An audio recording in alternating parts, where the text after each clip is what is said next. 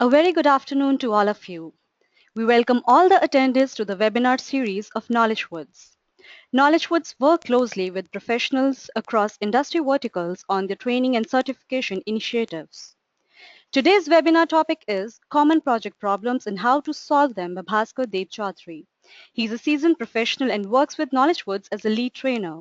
He has more than 10 years of experience in the domain of project management. He will share his experience with you and will provide tips on how to pass PMP exam in first attempt. Without further delay, I will hand over the session to our speaker Bhaskar Dev Chaudhary. Over to you, Bhaskar.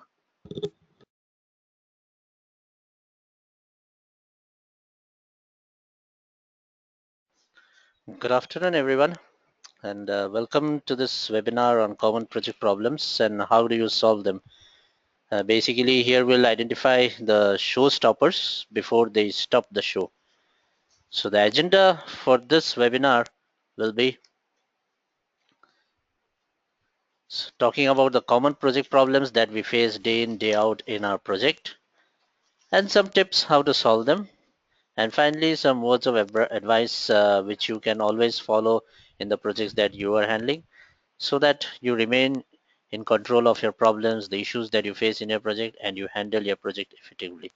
And last but not the least, we'll have a question answer session when you can put across your questions, write down your questions, and I'll be happy to answer all of them. So let's start off the session. Before we jump into discussing the major project problems, first of all, it is very important to realize that all projects have problems. Recognize that problems do exist.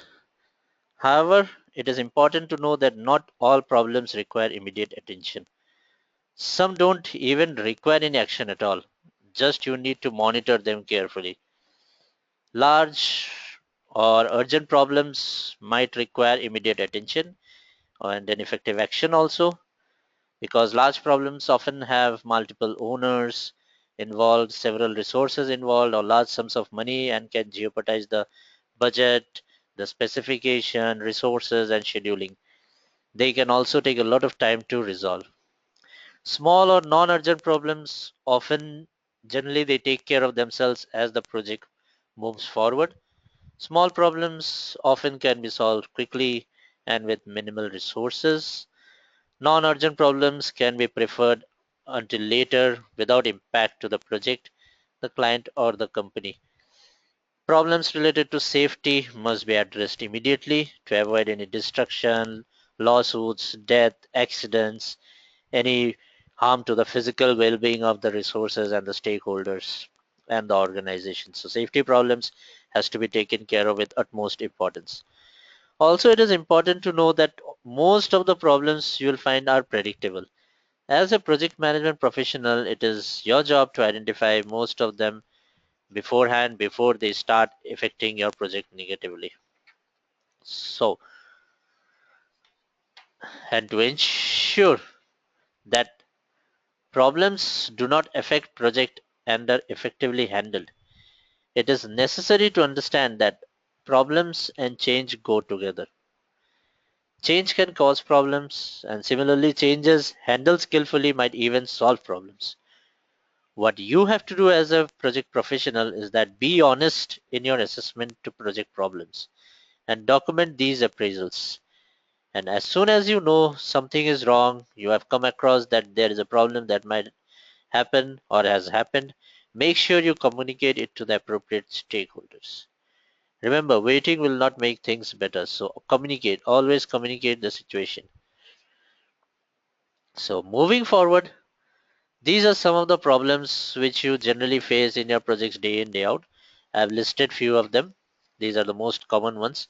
So if I talk about the most common problems that you face in a project are related to floating start dates. You do not have enough time to do the required work. There are too many reports and poor communication that is happening in your project. Sometimes you need to do your work faster, so you might need to compress your schedule. Another major problem that we generally see is that to get the 90% work done, you get it done very quickly, but the remaining 10%, that's a lot of time. Then moving objectives of your uh, project due to lots of changes, arbitrary changes that are coming up. Some resources are heavily dependent on some resources, so resources leaving, quitting the job is also a major problem. Cost running out of control is a major issue that we generally face in our projects. Clueless staff, though talented, but they are clueless what to do, what not to do, is a problem that we face. Sometimes chasing impossible tasks, chasing impossible dreams are major problems that we face. Politics at work, and yes, incompetent boss expectations is also a problem that we do come across. These are some of the common problems that we face day in, day out in our projects, and we'll see how do we encounter these, how do we solve them so that they don't affect the project negatively. So, one of the common problems that we all have faced, and I'm very sure you all have faced in your projects, are problems related to the floating start dates. What to do if you can't get your project started? What are the steps you can take? So, to make sure to overcome this problem, you reanalyze the priority for the project. If the project needs to be completed to a fixed schedule, communicate the problem to the management. Then get someone to start the project or adjust your own schedule to make time for it. If the project starts late, communicate in writing the new finish date to management and the project team. Make sure you analyze daily activities to determine whether you're wasting time on stuff that isn't so important. Make sure you dedicate your time towards doing jobs that are more important in the projects rather than doing unimportant jobs. Avoid procrastination, that is very, very important. Finally, never assume that people will be available if your dates slip. If the dates have changed, resource availability has to be checked again. Always ask about continued or new availability. Always have the current availability of the resources with you. With changing dates, you also should have the availability for your new dates. That is very, very important. So these are some tips that you can follow to overcome the problem of a floating start date. Another problem that we face in our project is that when there are more things than time to do them, what to do in this case? What are the steps you can take in this?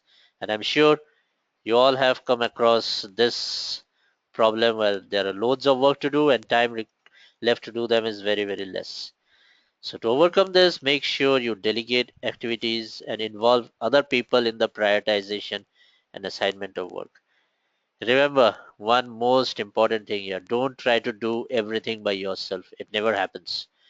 You have to delegate and you have to prioritize. Eliminate any work that isn't necessary. Skip tasks that don't count. Unimportant tasks, unnecessary tasks, do not spend time, resources, effort in those. Again, as I said, avoid procrastination. Say no when someone asks you to add tasks that interfere with project priorities. Just do not make ad hoc changes. That is very, very important. Ad hoc changes generally extends your schedule and sometimes your cost and ultimately leads to problem in the project. Make sure that change processes are followed if changes have to be implemented.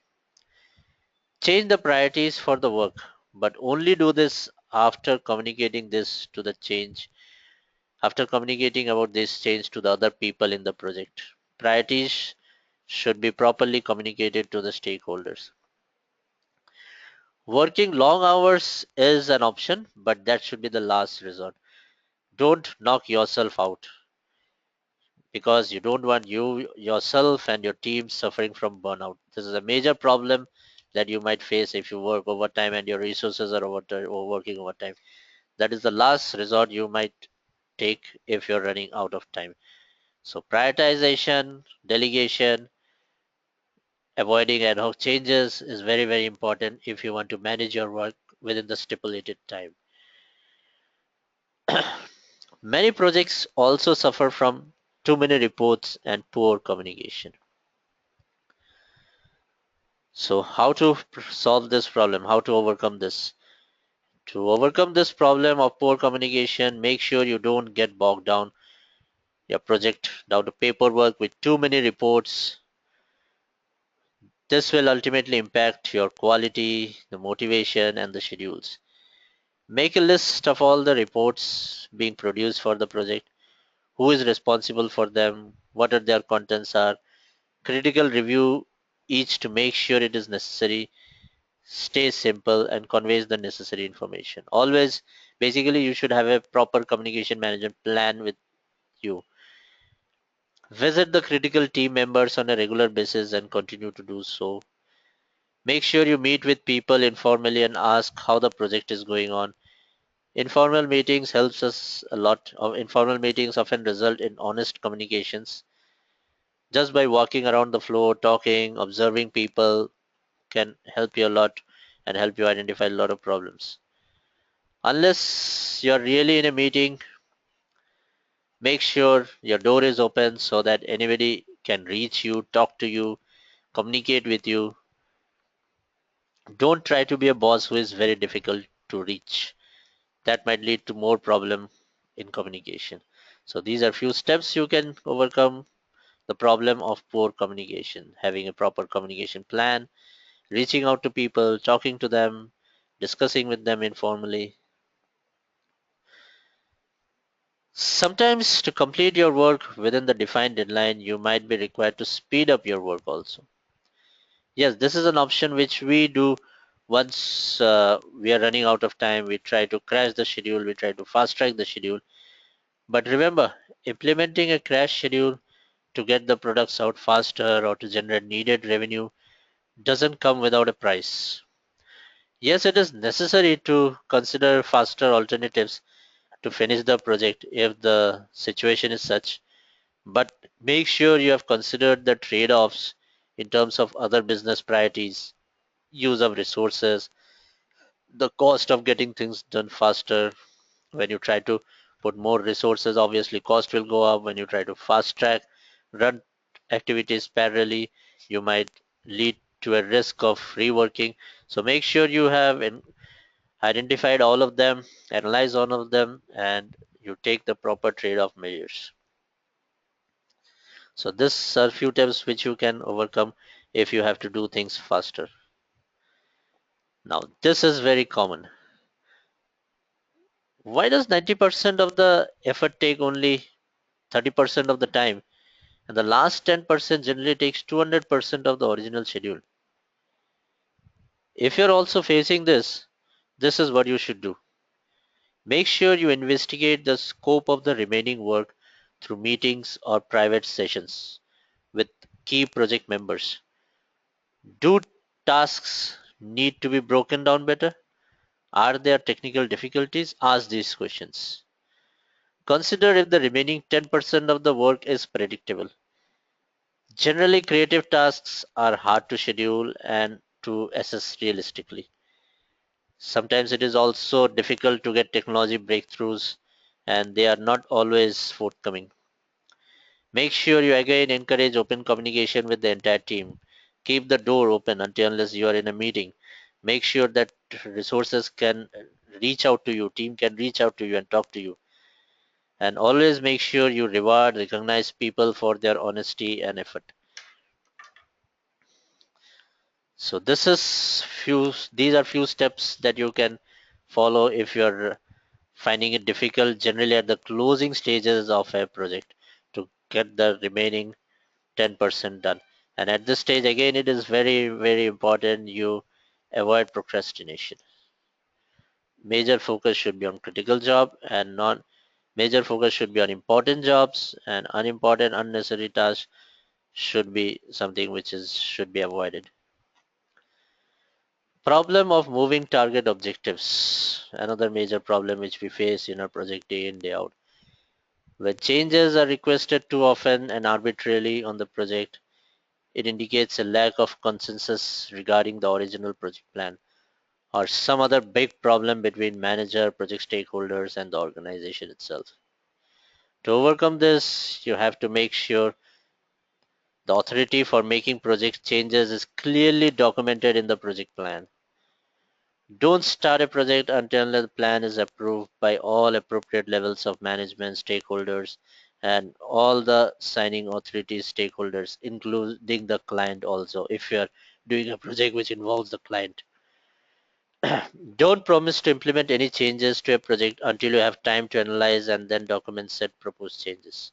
Make sure you follow the proper change procedure by doing the impact analysis, evaluation, and communicating the effects of making the changes or the effects of not making the changes.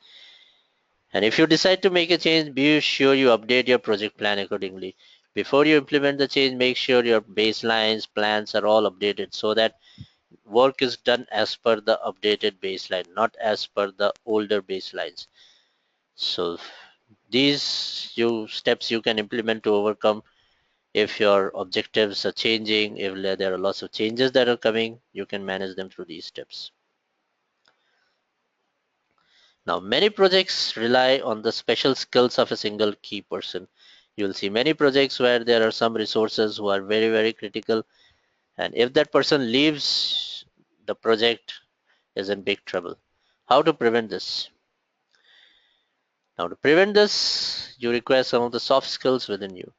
Keep your people happy. If they're dissatisfied, find out why and do your best to repair the situation. In these cases, I have personally seen that one-to-one discussion, meetings, feedbacks, informal discussions helps a lot. Cross-train people as work on the project goes along. This is just sound common sense. Training will minimize the impact of losing a key person. At the same time, it will allow key people to take needed breaks and vacations, knowing their work is covered. Be sure your key people are team players and that their work is documented. They Key resources should not be high-headed. They should be taught how to work with team and manage the team also properly if required.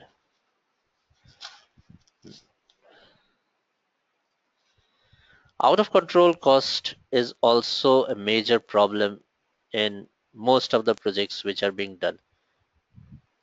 Now, reasons why costs spiral out of control are lack of skill or discipline in estimating cost in the original project plan, inadequate detail in the plan that results in vague or inaccurate budgeting, schedule delays that eat up more resources than anticipated, unforeseen technical problems, changes in material or service costs that weren't anticipated, changes in the project scope that aren't reflected in the budget updates, some risks being identified later on in the projects, some scope being added without following the change process, some schedule slippages happen because of resource non-availability.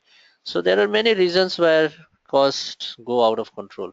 But how do you control them? Question is, how do you control them? Make sure you monitor expenses using appropriate control tools. Now there are various tools and techniques, and one of the various very common technique that we use to control cost is known as earned value management, where we talk about the budgetary value of the work done against the budgetary value of the planned work, plus the amount spent to do the actual work, and we identify whether our project term is okay when it comes to cost, whether it is okay when it comes to schedule or not. Deal with money problems with immediate attention. When budget problems they appear for the first time, make sure you deal with them with immediately. Do not avoid them. Do not just sit on them. Make sure you take appropriate actions immediately and have proper checkpoints so that you can identify that your project is running into cost trouble. A problem identified late is a major it will affect your project in a very big way. So have appropriate checkpoints in your schedule, in your budgeting, so that you can monitor them effectively throughout the life cycle of the project. Another major problem that we face in our project are clueless staff. What to do when you have great people who don't know what they are doing? To overcome this, make sure you develop an objective skills appraisal system to select team members at the beginning of the project. Make sure you watch the team to see if too much time is spent in social activities. If a cool but unskilled person people is willing to be trained, additional education and on the job training could help. if the schedule can absorb time needed for training. A consultant or outside contractor can sometimes make up for the difference in skills.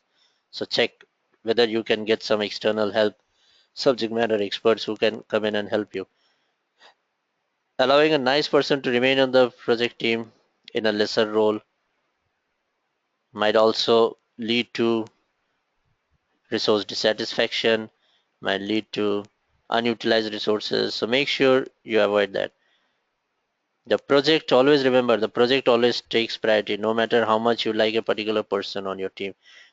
Your main job as a project manager, as a project management professional, is to get the project done within the stipulated time, budget, and the work to be done within the defined time frame. And that should be your prime focus.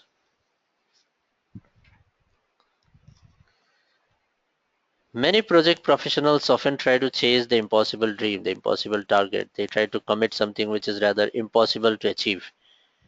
Now, this is very, very dangerous. Don't commit to more work than is possible.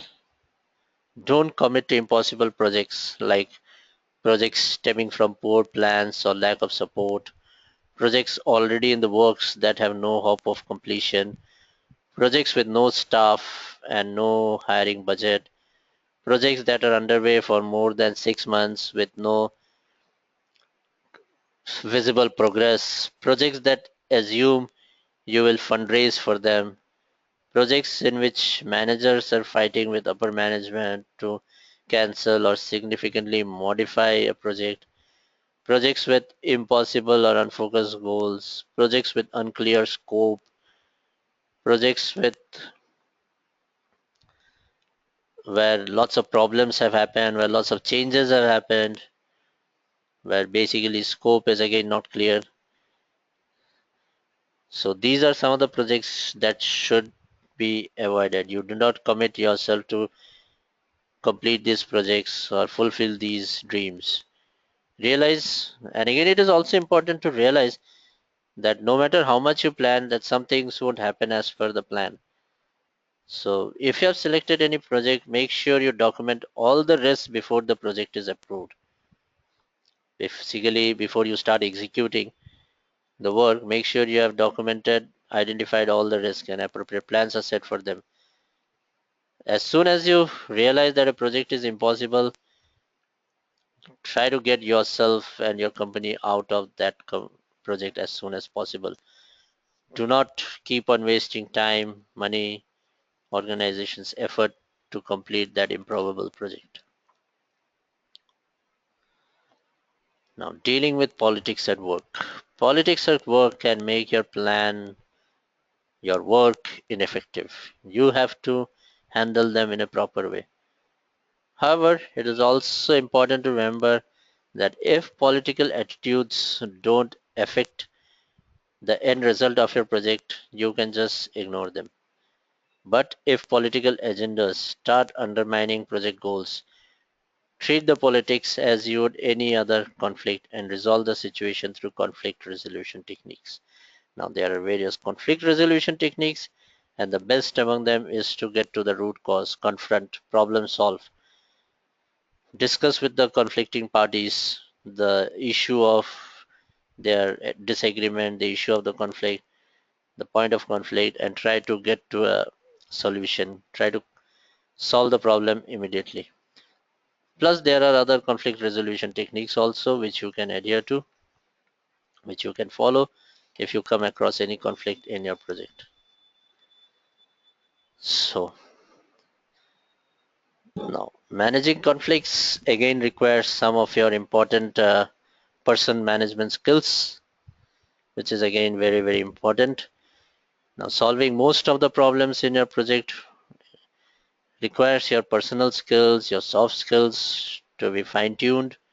So make sure you are again a team player, you discuss with people, talk to people, and solve the problems accordingly. Now, and this is something which I'm sure many people have faced in their project. Incompetent boss and their expectations. It can be a problem in many projects. But how do you handle it? Do you say no to your boss directly? No, you don't do that. Smile and agree to consider your boss' silly ideas, no matter how silly it is. But do not commit, do not promise anything. Instead, make sure you put the process into practice using the basics of good project management, leadership, and common sense to actually get something done. Make sure you properly plan, identify all the risks, prepare a proper plan before you start committing anything and before you start doing anything in your project. Don't just blindly say yes to the expectations of your boss, no matter how silly they may be, no matter how important they may be. Just do not go ahead and commit before you do the analysis on your part. So these are some of the problems that you face in your projects, and I've shared some tips how you overcome them. Now, few words of advice which will help you to manage all your project problems effectively, and you don't lose sleep for the project that you're working on. So here are a few things that can help you. Always make sure you ask questions to the stakeholders. Ask questions that what can go wrong in the project. Ask questions related to the scope they know. Ask questions related to the risks they know. Ask questions related to the resources they think that might fit in the project. Ask questions that the future problems that they might see. Ask any questions if they have committed anything to the client.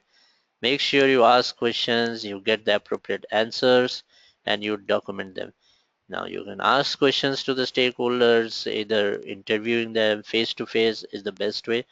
But yes, I understand that reaching out to all the stakeholders might not be possible.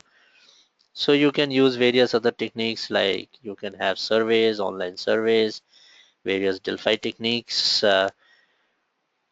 workshops, facilitated workshops, focus workshops you can do, and you can get all the details, all the answers to your questions from all the stakeholders, and make sure you keep on documenting that. Now, asking questions is very, very important, but listening is also very, very important. Always make sure you listen very carefully to the answers. If you're a part of a meeting, part of a workshop, make sure you listen to all the discussions very carefully.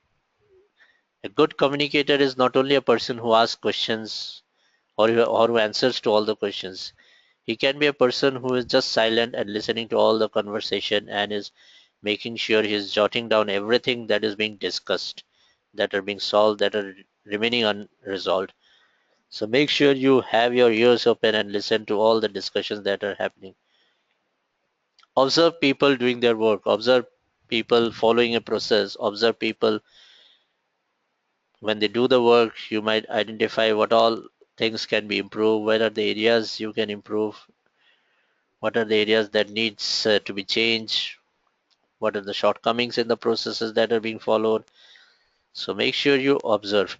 Sometimes you also become a player who participates in the process.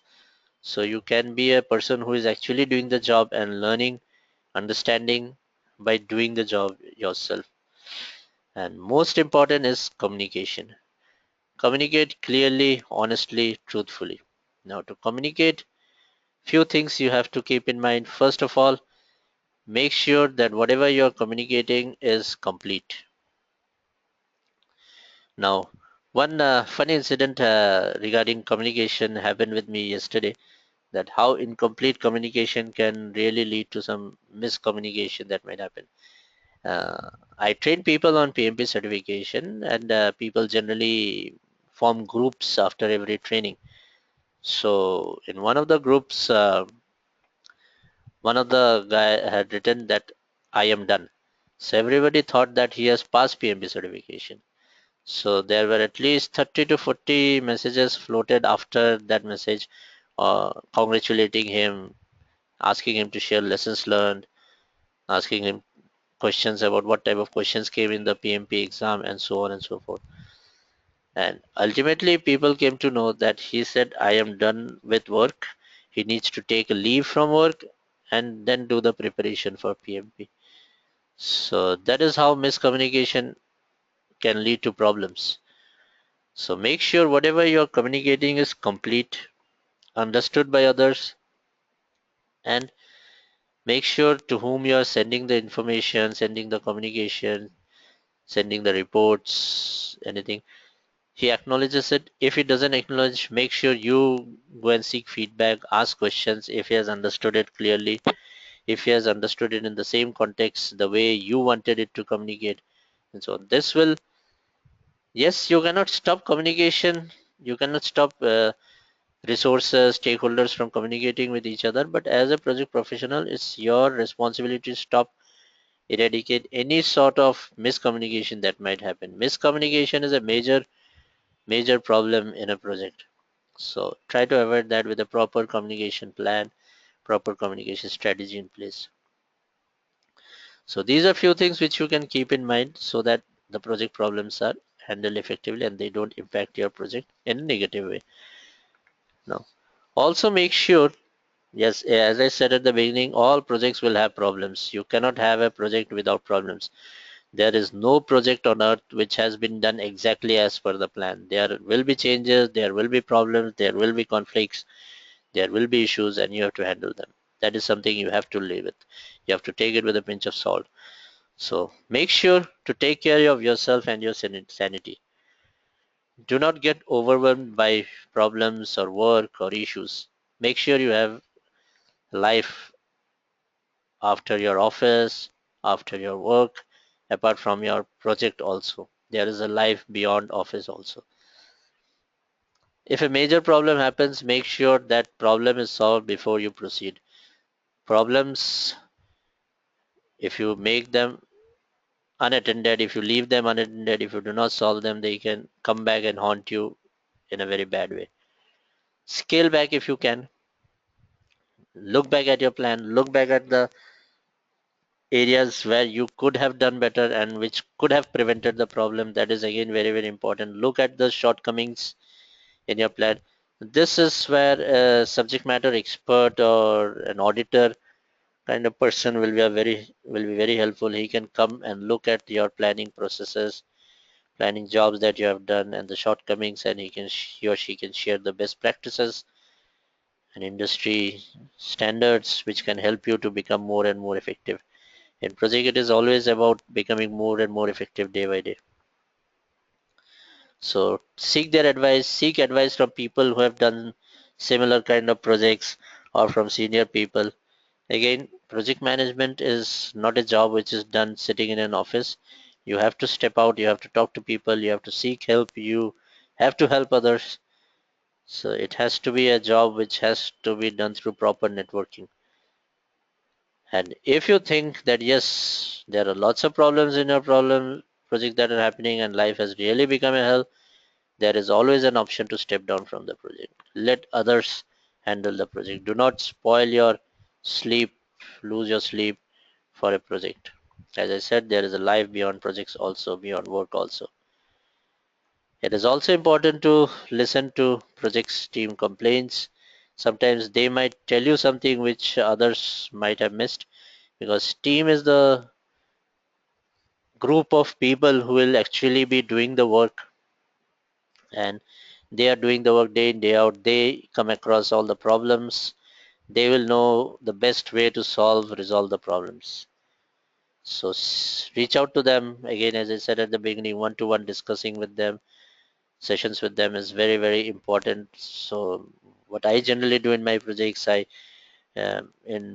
once in every 2 weeks I conduct one to one sessions with all my key team members, important team members, and once in a month with all the resources, one to one meetings, understanding their issues, understanding where are the areas we can improve, where are the areas which needs improvement, which are the unimportant jobs we are doing, where we are wasting time, how you can become more effective.